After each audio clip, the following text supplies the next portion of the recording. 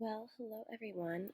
So if you are listening to this in 2023, I apologize because I'm currently sick recording this, but wanted to record it so I don't have to repeat it 7 times.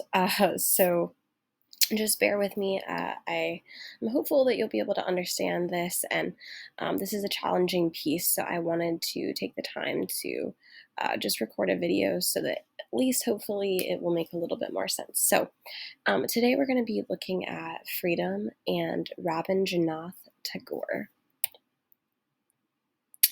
So these are our standards for today.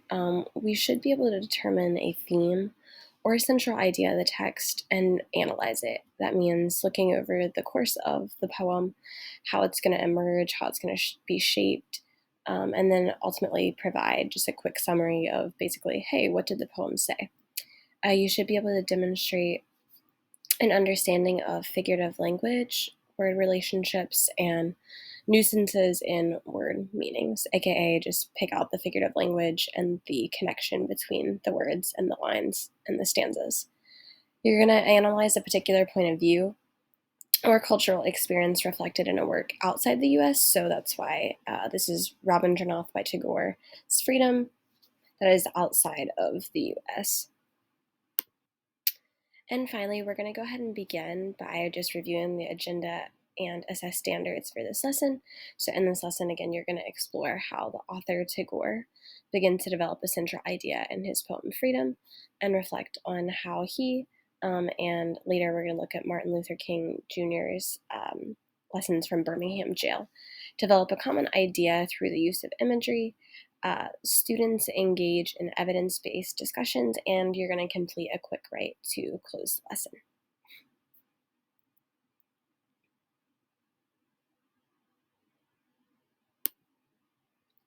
So who is Rabindranath Tagore? This is the best picture I could find, so bear with me. But he was born in 1861 and he died in 1941. He was the youngest son of Rabindranath Tagore, who was actually a leader of the Brahmo Samaj, which was a new religious sect in the 19th century Bengal. So that was a attempted revival of the ultimate monotheistic basis of Hinduism. If you're not already, you want to make sure that you are taking notes on this, particularly anything that I underlined and highlighted bold. That's going to be really important for you. So again, to kind of explain this, Rabindranath was the son of a leader of the Samaj, and so this was a time period where there was a new religious sect in the 19th century, and it attempted a revival of a basis of Hinduism. So what is Hinduism? As you know, many of you have many different religions, and Hinduism is primarily an Indian religion, and Dharma, or a way of life. Today, it is the world's third largest religion with over 1.25 billion followers, or 15 to 16% of the global population, and they are known as Hindus. So, fairly large population. Now, this is going to be really important to the context of our poem, so you want to pay attention to how Tagore has this background of a time period where there's a new religious sect.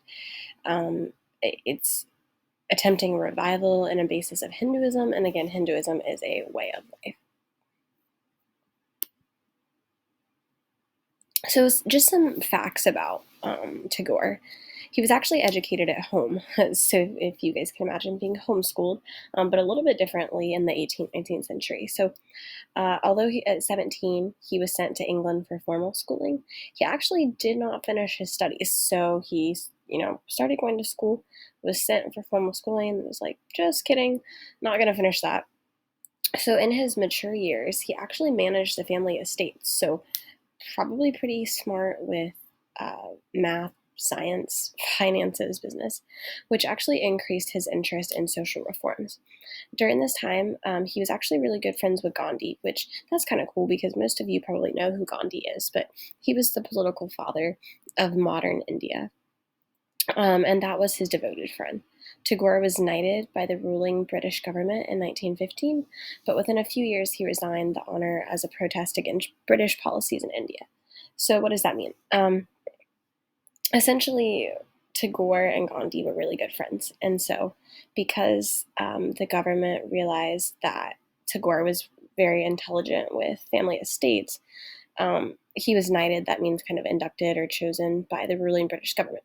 They're like, hey, we want you to work on our side. But just within a few years, he was like, actually, I don't approve of anything that you're doing. So he decided to protest against them. It would be like joining a group and then deciding, just kidding, I don't stand for anything that you're doing. And I'm going to revolt. I'm going to protest against that.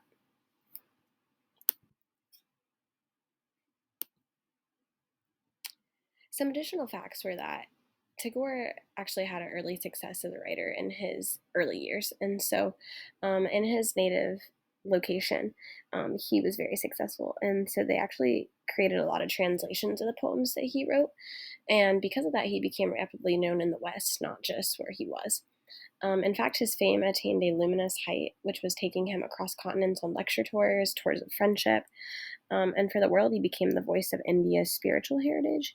And for India, especially the place that he was from, he became a great living institution. So that's really cool because he was a famous writer, but he also became like this prominent voice. Like people knew him. He traveled. He was kind of like how you see people today that are famous and they're speaking and they're traveling lots of different places. Now that we have the kind of like fun facts out of the way, this is the historical context of Rabindranath Tagore.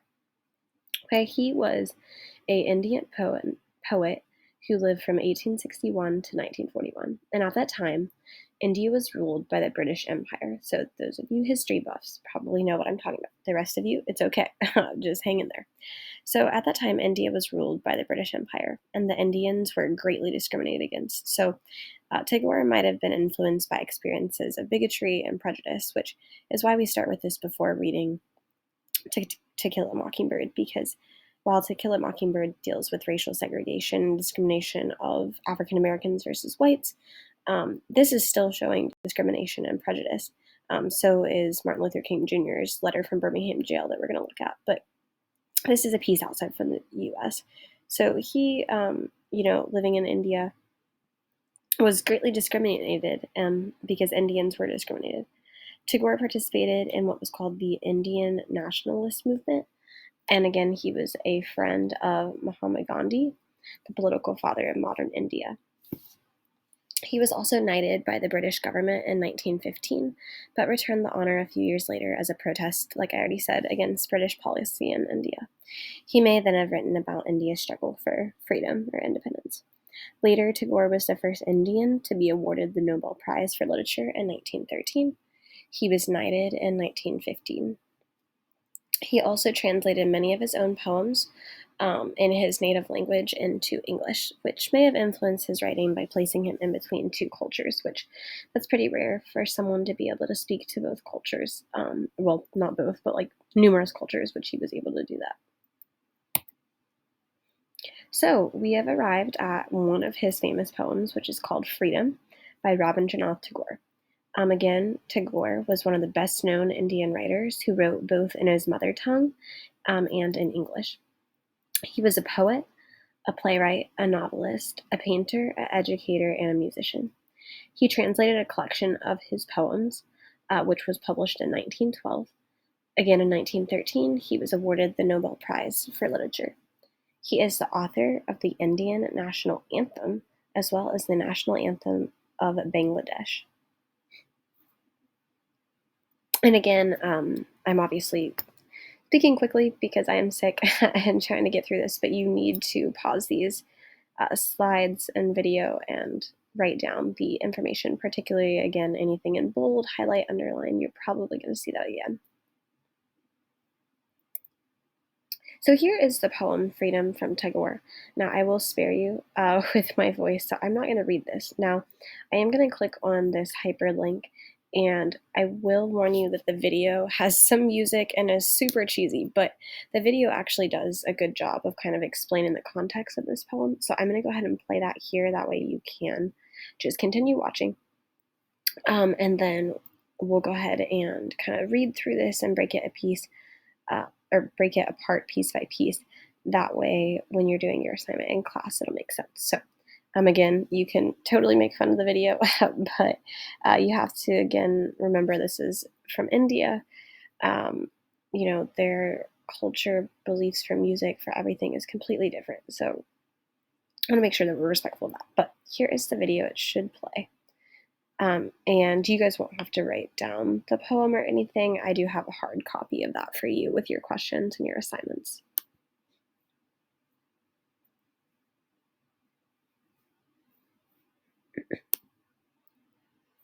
All right, so I'm just going to go ahead and play the video. You can kind of follow along the poem as it plays.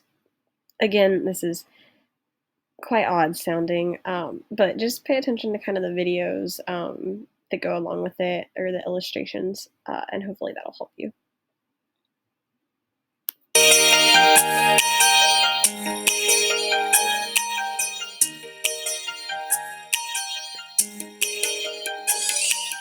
Freedom from fear is the freedom I claim for you, my motherland. Freedom from the burden of the ages, bending your head, breaking your back, blinding your eyes to the beckoning call of the future.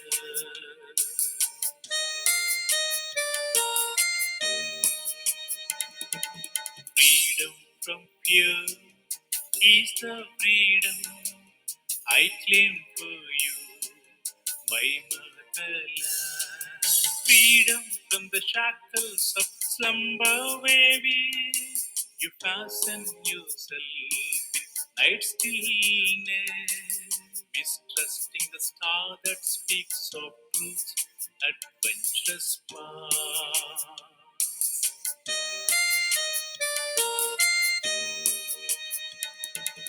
Freedom from fear is the freedom I claim for you, my motherland. Freedom from the anarchy of destiny, whose sails are weakly yielded to the blind, uncertain winds and the empty and ever rigid and cold as death.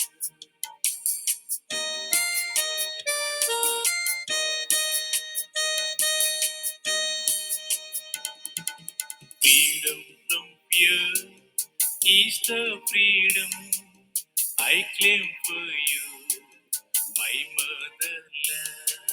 Freedom from the insult of dwelling in a puppet's world, where movements are started through brainless words, repeated through mindless habits.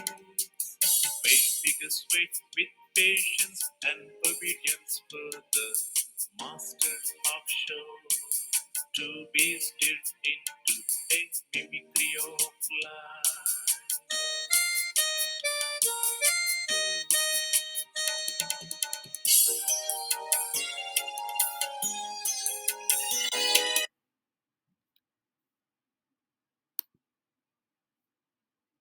Okay, so obviously, if you probably agree that that's not the best song. I think that's it was made as a poem, not a song, for a reason. Um, but I hope that you could see still from the illustrations, it kind of just helped to explain how Tagore would feel being a Indian who's being discriminated against. It says, freedom from fear is the freedom I claim for you, my motherland. Obviously, motherland, that's going to be indicating where he's from, that native tongue, that native location. And he says, I want freedom from fear. I think all of us want freedom from fear from something. And for him, he's making a declaration, he's making a claim. You know what, even though my situation sucks right now and this isn't right, I'm going to claim that freedom. He describes fear as the phantom demon shaped by your own distorted dreams. I think many of you have probably had bad dreams, or like a phantom underneath your bed, or demons, in nightmares. And he's wanting freedom from that fear that feels like this monster that's under your bed, or someone like a phantom or demon out to get you. He says freedom from the burden of ages. bending your head, breaking your back, blinding your eyes to the beckoning call of the future. This is not a situation that's, new. This has been going on for decades, just like discrimination of African Americans and white people. Freedom from burden of ages, that's decades. And that makes them feel like, it's breaking heads, it's or bending heads, it's breaking backs, it's blinding your eyes. This is horrible discrimination. He says freedom from shackles of slumber, where with you fasten yourself to night's stillness, mistrusting the star that speaks the truth's adventurous path.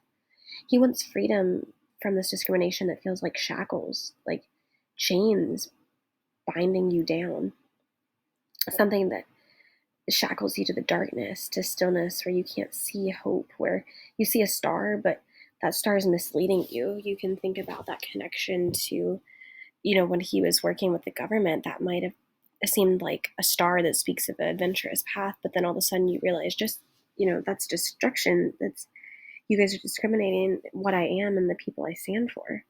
That's why he says freedom from the anarchy of destiny.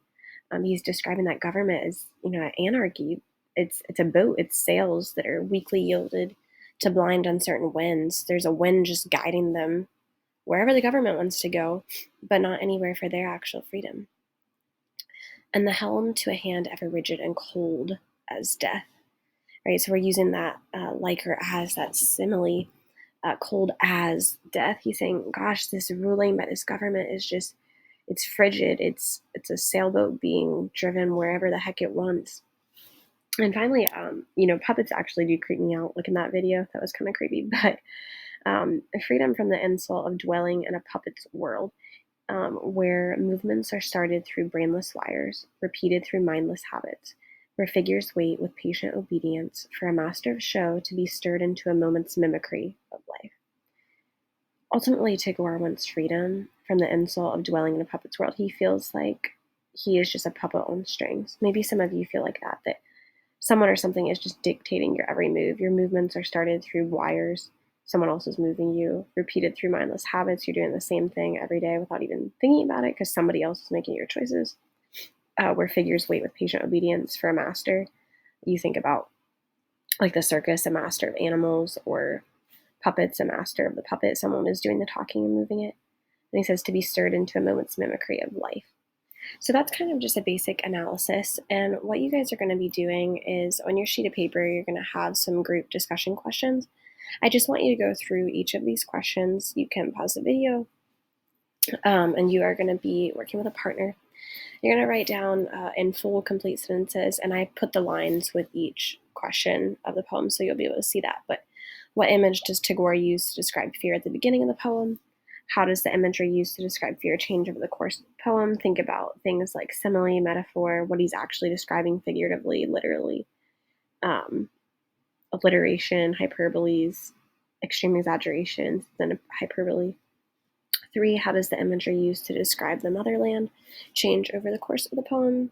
Again, you could look at your vocab sheet for the definition of motherland, but the native, home, or tongue.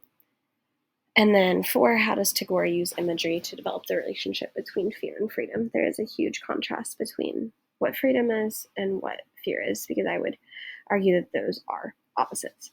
So I hope that you guys can go ahead and work on that. If you have any questions, feel free to just let me know. And again, make sure that you take notes, highlight, underline, circle some things, write down your questions. But again, you will need to write down this information because I'm not giving you a hard copy of these. You do need to write down the